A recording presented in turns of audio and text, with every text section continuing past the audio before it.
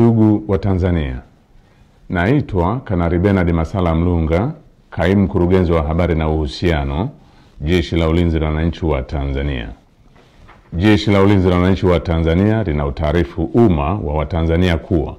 linaendelea kufuatilia kwa karibu na kutathmini hali ya ulinzi na usalama nchini katika kipindi hiki cha kuelekea uchaguzi mkuu unaotarajia kufanyika tarehe 28 na tarehe 29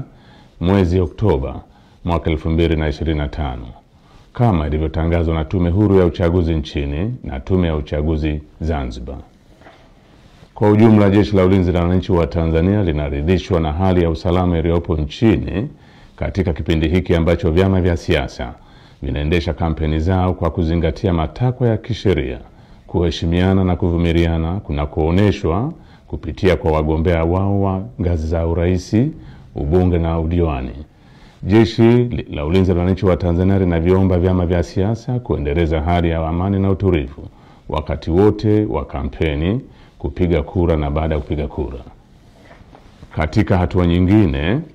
Jeshi la Ulinzi la Wananchi wa Tanzania linalipongeza Jeshi la Polisi na vyombo vingine vya usalama kwa jinsi vinavyoendelea kusimamia hali ya usalama katika kipindi hiki cha kuelekea uchaguzi mkuu. Aidha, jeshi linawapongeza wananchi kwa kuendelea kutumia haki yao ya msingi ya kushiriki kwa amani na utulivu katika kusikiliza sera za vyama mbalimbali kupitia mikutano ya hadhara inayoendelea kufanywa na vyama vinavyoshiriki uchaguzi mkuu kwa ngazi mbalimbali ili kuwachagua viongozi watakaowaletea maendeleo. Pamoja na hali ya amani na utulivu iliyopo, bado kumeendelea kujitokeza baadhi ya watu wanaojiita wanaharakati kutoka ndani na nje ya nchi kutumia mitandao ya kijamii kupotosha umma kwa kuweka maudhui yenye kuleta uchochezi kwa kulihusisha Jeshi la Ulinzi la Wananchi wa Tanzania na siasa ili kutimiza azma yao ya uvunjifu wa amani.